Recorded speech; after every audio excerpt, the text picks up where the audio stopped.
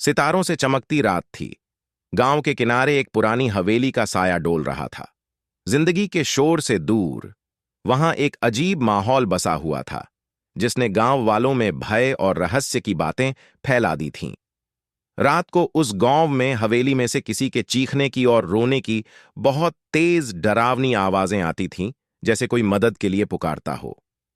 गांव के लोग उस रास्ते से जाने में भी डरने लगे थे। तब गांव के युवक विवेक और उसके दोस्त हर्ष ने मिलकर निर्णय लिया कि वे हवेली में रात बिताएंगे और उसकी रहस्यमयी कहानी को सुलझाने का प्रयास करेंगे। रात का समय आया और वे हवेली की ओर बढ़े। दरवाजे की ध्वनि से ही उनका हृदय कांप उठा, लेकिन उन्होंने अपना निर्णय दृढ़ रखा। हवेली के अंदर उन्होंने अजीब सी छायाएं देखीं और वहां से गूंजती हुई सनसनाहट की आवाजें आ रही थीं। विवेक और हर्ष ने धीरे धीरे एक कमरे की ओर कदम बढ़ाए। वहां कुछ पुराने बर्तन पड्ढे थे। एक खिड़की से चांदनी की किरणें उन बर्तनों पर झिलमिला रही थीं।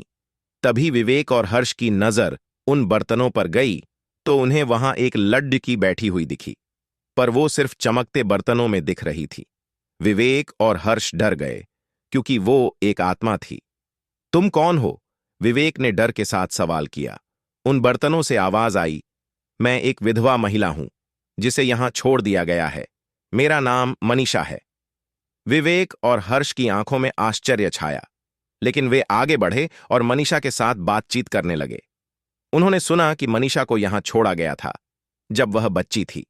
तभी उसकी शादी कर दी गई थी और शादी के अगले दिन उसके पति की सड़सठ हादसे में मौत हो गई थी।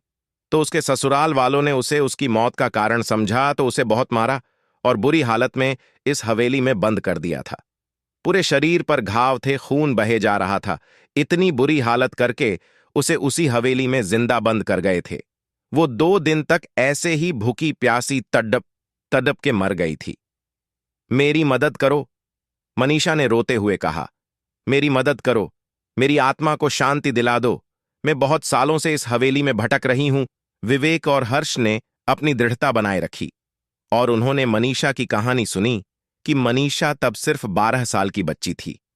इतनी छोटी बच्ची के साथ इतना बुरा हुआ। दोनों की आंखों में आंसू आ गए थे। उन्होंने उसकी आत्मा को शांति दिलाने की दिशा में मदद करने का निर्णय किया।